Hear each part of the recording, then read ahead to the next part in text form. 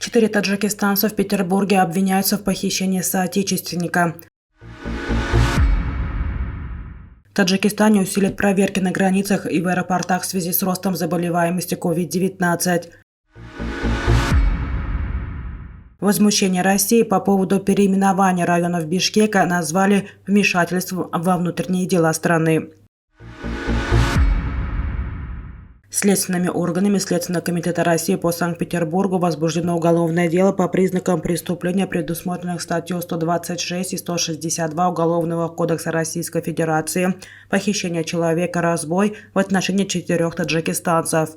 По версии следствия, 24 октября этого года подозреваемые на парковке на Дунайском проспекте напали на своего соотечественника, после чего, применяя насилие, поместили его в автомобиль «Рено».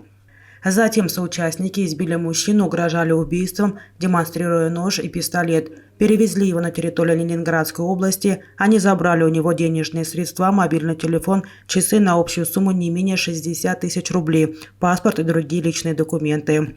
Еще 3,5 тысячи рублей злоумышленники перевели на свой счет с похищенного у него мобильного телефона. Кроме того, они потребовали передать им 6 миллионов рублей, угрожая распространением данных заведомо ложных сведений, говорится в сообщении.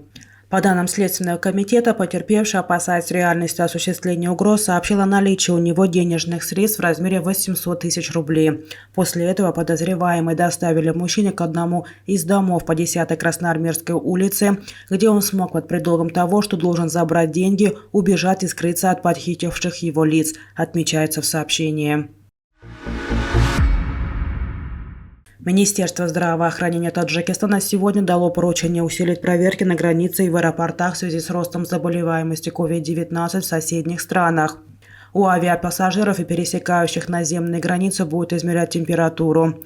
Также им будут задавать вопросы о состоянии здоровья и вероятных симптомах заболевания, учитывая, что сейчас еще и вспышка сезонного гриппа, сообщили в Минздраве.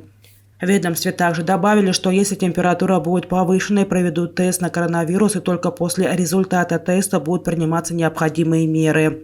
То есть, как и ранее, данные человека будут отправлены в поликлинику по месту жительства, и он будет находиться под наблюдением врачей. Если это гости республики, то в ближайшую поликлинику по месту их проживания, сказали в министерстве.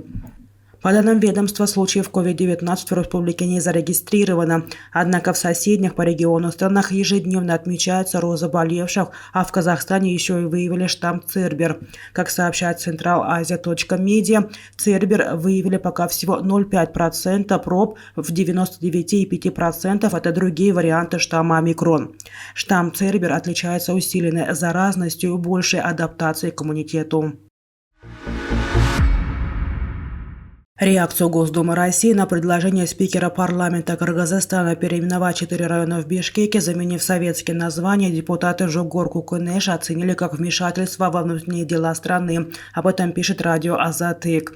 Заявление депутата Государственной Думы Российской Федерации Светланы Журовой, не соответствующее международным правилам, бросающее тень на государственные отношения и вмешивающееся во внутренние дела страны-партнера, является безосновательным, говорится в распространенном пресс-службе парламента заявлении депутата Жогор Кукунеша Камилы Талиевой. Депутат отметила, что изменение названия административно-территориальных подразделений является внутренним делом суверенного государства, никак не связанным с отношением между Кыргызстаном и Россией. Ранее, 25 ноября, спикер парламента Кыргызстана Нурланбек Шакиев сказал, что в большинстве регионов географические местности названы на другом языке. Мы всех в скором времени должны переименовать и назвать на кыргызском языке, в том числе нужно переименовать 4 района столицы. Сразу за этим последовало заявление депутата Государственной Думы России, заместителя председателя Комитета по международным делам Светланы Журовой. В интервью радиостанции «Говорит Москва» депутат заявила, что такая инициатива приведет к ущемлению прав русскоговорящего населения страны. Это не просто так все. Это первые маленькие шаги, чтобы в итоге выдавить полностью русский язык.